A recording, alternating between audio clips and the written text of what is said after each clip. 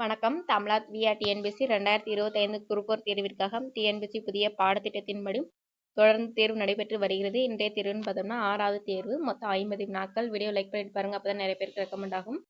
சொற்றொடரை ஒழுங்குபடுத்துதல், செய்வினை, செயற்பாட்டு வினை, தன்வினை, பிறவினை, ஒருமை, பன்மை, தொடர் வகைகள். இதிலிருந்து வினாக்கள் கேட்கப்பட்டுள்ளது. மொத்தம் 50 வினாக்கள். ஃபர்ஸ்ட் கொஸ்டின் பிடிஎஃப் வந்து டெலிகிராம் லிங்க்ல இருக்கு, டவுன்லோட் பண்ணிக்கோங்க. ஃபர்ஸ்ட் கொஸ்டின், எவ்வகை வாக்கியம் மைவிழியும் மான்விழியும் இணை பிரியாது எங்கு சென்றாலும் ஒன்றாகவே சென்றனர். மைவிழியும் மான்விழியும் இணை பிரியாது எங்கு சென்றாலும் ஒன்றாகவே சென்றனர்னா இது வந்து கலவை வாக்கியம். மைவிழியும் மான்விழியும் இணை பிரியாது எங்கு சென்றாலும் ஒன்றாகவே சென்றனர். இது வந்து தொடர் வாக்கியம்னு சொல்ல முடியாது, இது தனித்தனியாக உள்ள சென்டென்ஸு. இது வந்து சேர்த்து கொடுத்துருக்காங்க. கலவை வாக்கியம். இரண்டாவது வினா, எவ்வகை வாக்கியம் பாரதியார் பாடல்களின் இனிமைதான் என்ன? என்னென்னு ஆச்சரியக்குறி. வினா வந்து ஆன்சர் வந்து உணர்ச்சி வாக்கியம். மூன்றாவது வினா, எவ்வகை வாக்கியம் வகுப்பில் மாணவர்கள் அமர்ந்திருந்தனர். இது வந்து செய்தி வாக்கியம்னு சொல்ல முடியாது. ஒரு செய்தியை வந்து குறிப்பாக சொல்லும்போது அது செய்தின்னு சொல்லுவாங்க. ஒரு முக்கியமான தலைப்பு செய்திகளை பற்றி சொல்லும்போது இது வந்து வகுப்பில் மாணவர்கள் அமர்ந்திருந்தனர். அவங்க வந்து உடன்பட்டு அவங்க வந்து அமர்ந்திருக்காங்க.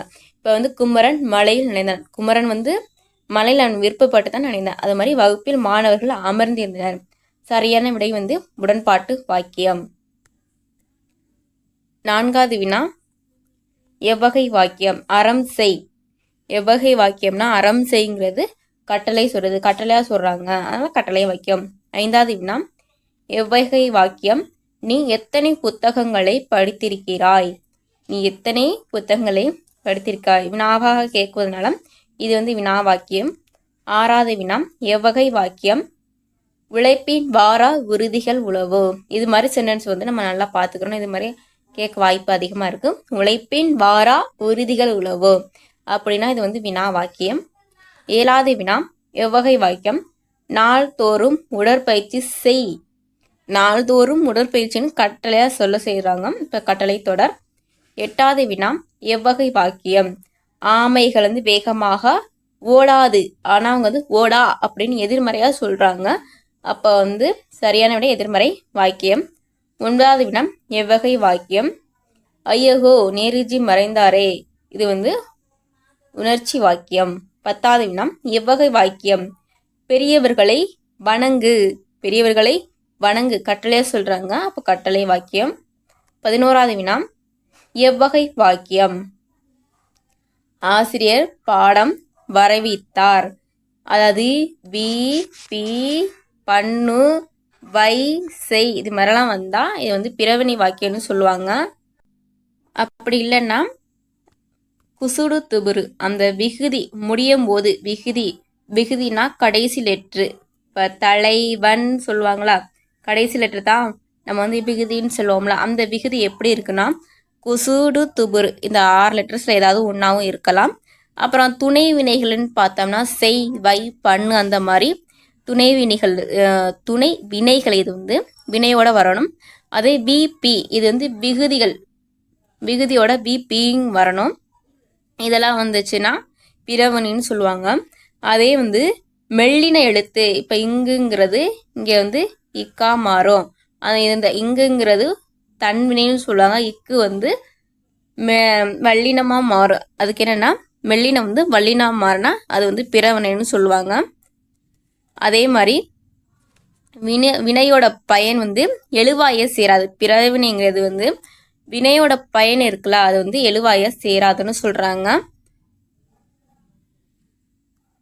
மட்டும் இல்லாமல் பிறவினையாக இருந்தால் வல்லின மெய்யெழுத்து வந்து இரட்டிக்கும். வல்லினா கசட தப்ரா அந்த எழுத்துக்கள் வந்து இரட்டிக்கும் பிறவினையாக இருந்தால்.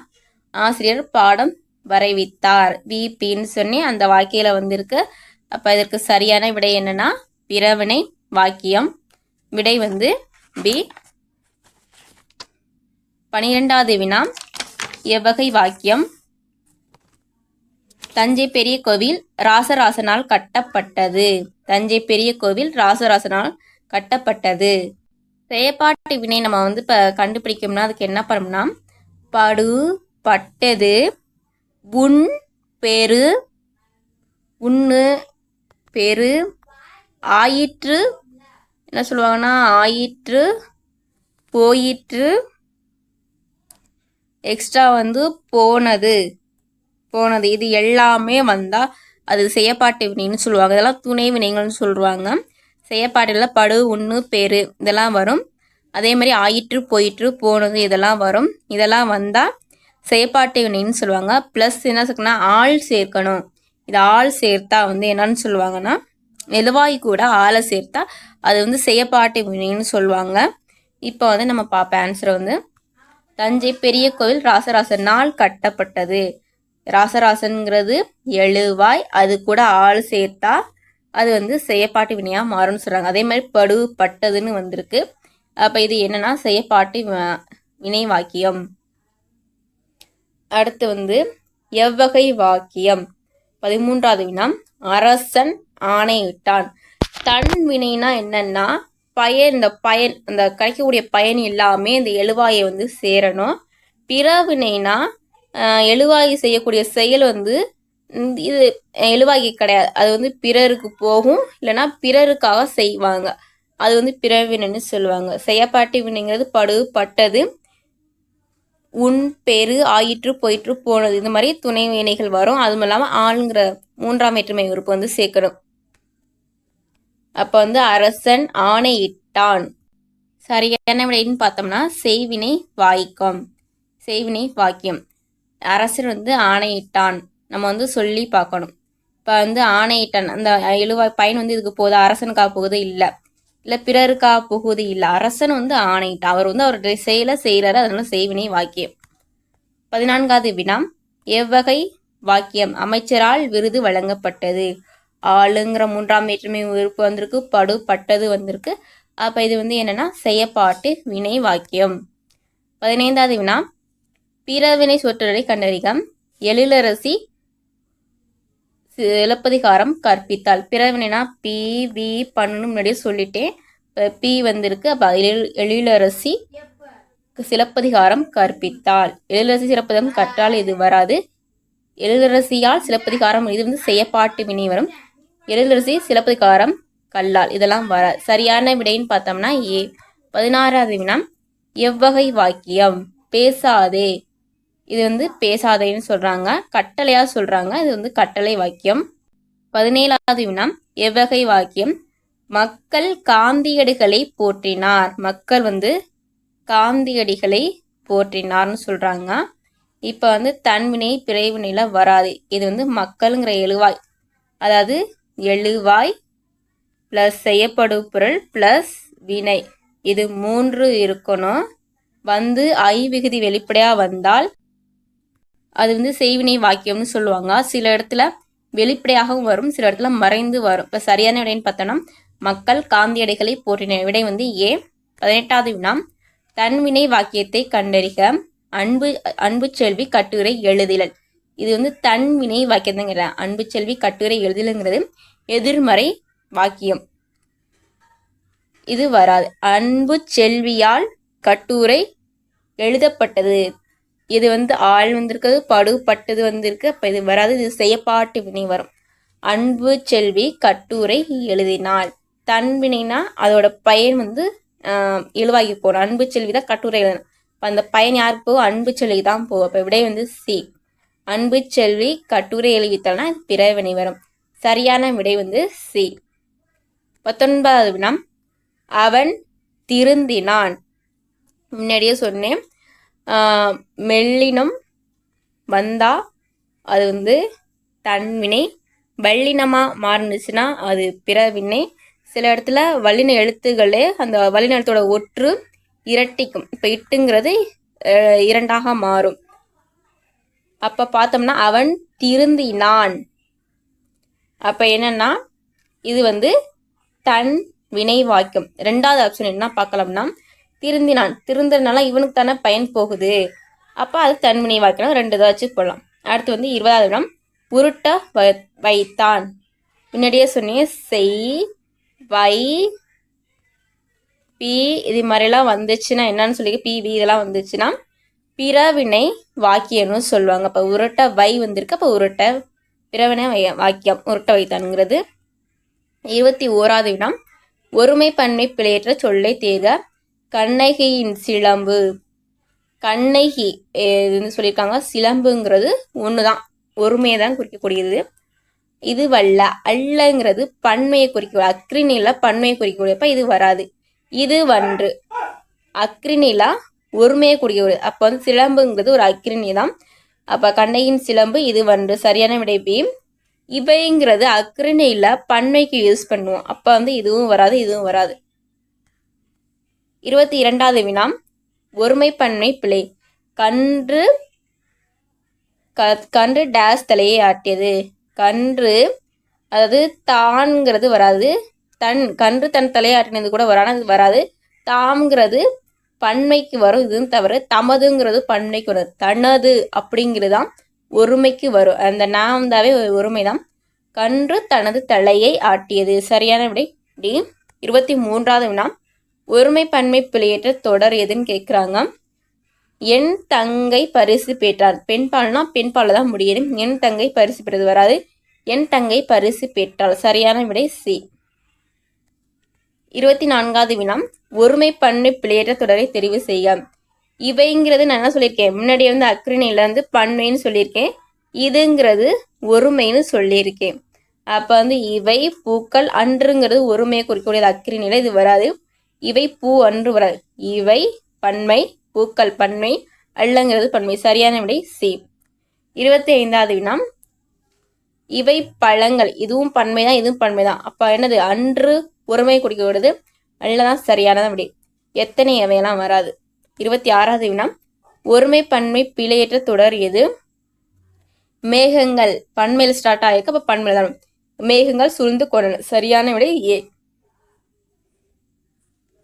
27வது வினா ஒருமை பன்மை பிழையற்ற தொடரை தேர்ந்தெடுக்கும்.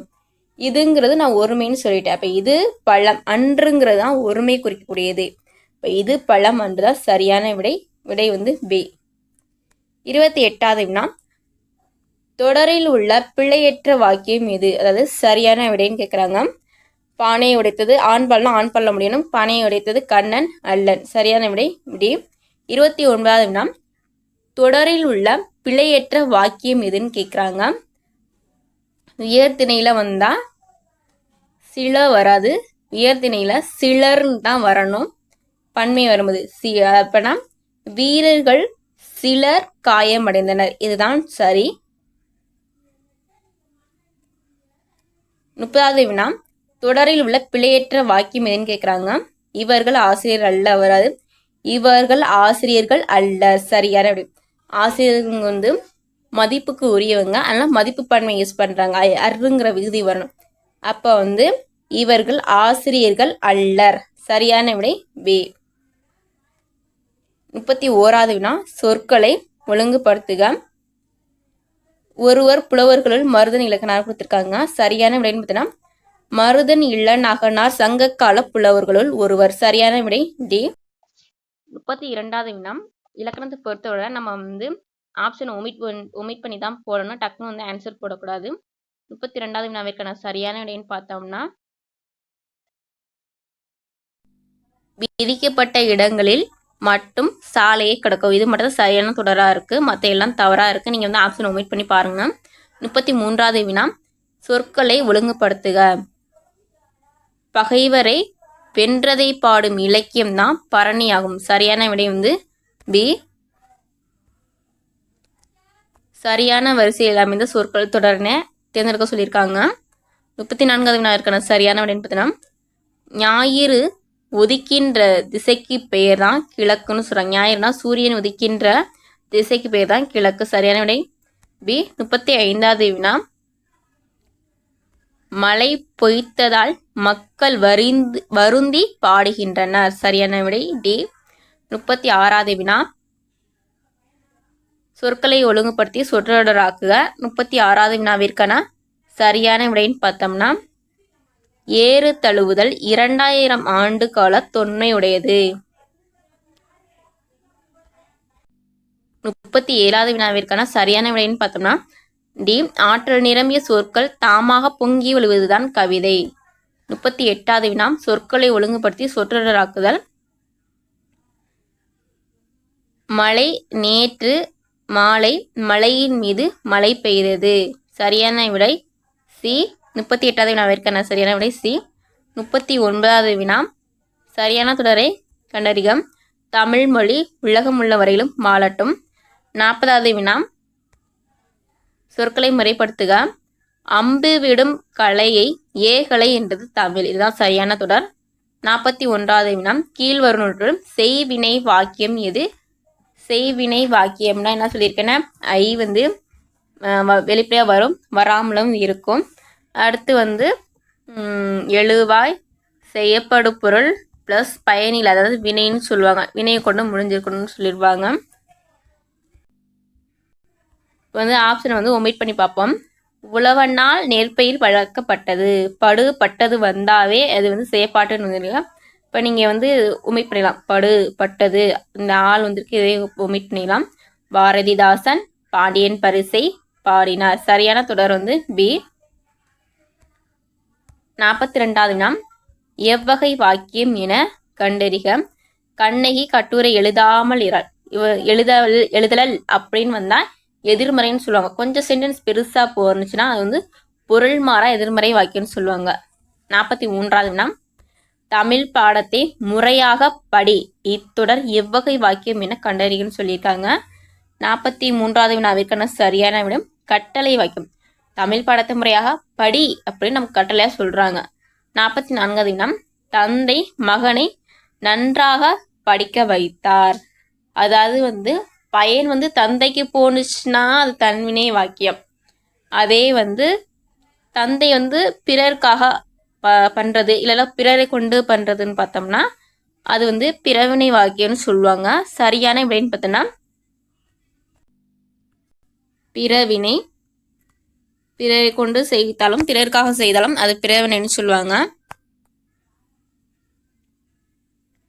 அது மட்டும் இல்லாமல் இங்கே பாருங்கள் வைங்கிற விகுதியில் முடிஞ்சிருக்கு. அதை வச்சு கூட நீங்கள் கண்டுபிடிக்கலாம்.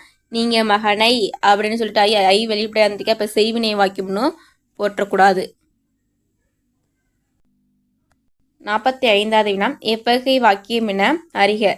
தென்னை மரத்துக்கு கிளைகள் இல்லை. ஒரு சென்டென்ஸாக சொல்கிறாங்க. தென்னை மரத்தில் கிளைகள் இல்லை. இது செய்தி தொடர். எதிர்மறை தொடர்னு போடக்கூடாது. தென்னை மரத்துக்கு கிளைகள் இல்லாமல் இறால் அது மாதிரி வந்துச்சுன்னா இல்லை தென்னை மரத்து கிளைகள் அந்த மாதிரி வந்தால் கூட நம்ம எதிர்மறைன்னு போகலாம். ஆனால் அது தென்னை மரத்துக்கு கிளைகள் இல்லை. இது 2022 குரூப் 4 கொஸ்டின். 46வது வினா நேற்று மழை பெய்தது அதனால் ஏரி குளங்கள் நிரம்பின. இது எவ்வகை வாக்கியம்னு கேட்குறாங்க. சரியான பதம் இது தொடர் வாக்கியம் தான். தொடர்ந்து நேற்று கலவை வாக்கியம்னா அந்த கம்மாக்குறியெல்லாம் வராது. நேற்று மழை பெய்தது அதனால் ஏரி குளங்கள் நிரம்பின. சரியான விடைன்னு பார்த்தோம்னா தொடர் வாக்கியம். 47வது வினா எவ்வகை வாக்கியம் என கண்டறிக. ஐயோ முள் குத்தி விட்டதே. உணர்ச்சி வாக்கியம். 48வது வினா வாக்கிய அமைப்பினை கண்டறிக. மாலதி திருக்குறள் கற்றாள். மாலதி திருக்குறள் கற்கிறாள். கற்கிறதுனால அந்த பயன் யார் கிடையாது? மாலதிக்கு தான் போகுது. அப்போ இது தன்வினை வாக்கியம். 49வது வினா கோவலன் கொலை உண்டான். இது எவ்வகை தொடர்னு கேட்குறாங்க. கோவலன் கொலை உண்டான். இப்போ கோவலன் தன்வினையும் வராது பிறவினை. கொலை உண்டானே கோவலனே தன்னை கொலை செய்வானா அப்படிலாம் வராது. இப்போ தன்வினையும் வராது பிறவினையும் வராது. இப்போ செய்வினை செய்யப்பாட்டு வினை. அப்போ நம்ம விகுதிகள் தான் படு பட்டது உன் அதெல்லாம் வந்துச்சுன்னா செயற்பாட்டு வினைன்னு சொல்லியிருக்கீங்க. பாருங்க கொலை உண்டான் உன் வருதா இந்த சென்டென்ஸு. அப்போ இது செயற்பாட்டு வினை. கோவலன் தானே எப்படி கொலை செய்துக்கலாம் அதுவும் வராது. அப்போ செய்வினையும் வராது. 50வது வினா பணம் காணாமல் போனது. முன்னாடியே நம்ம சொல்லுவோம் போனது ஆயிற்று போயிற்று இது எல்லாமே வந்தாவே அது செய்யப்பாட்டு வினை தான். நீங்கள் இந்த சென்டென்ஸை சொல்லி பார்க்காம இது மாதிரி விகுதி போனதா ஆயிற்றா போயிட்டா படுபட்டது இந்த மாதிரி கண்ணில் பட்டுச்சுனாவே அந்த இதை போட்டுருங்க செய்யப்பாட்டு வினை. நன்றி வணக்கம். தமிழா டிஎன்பிஎஸ்சி வீடியோ நல்லா இருந்துச்சுன்னா லைக் பண்ணுங்கள், ஷேர் பண்ணுங்கள். நன்றி.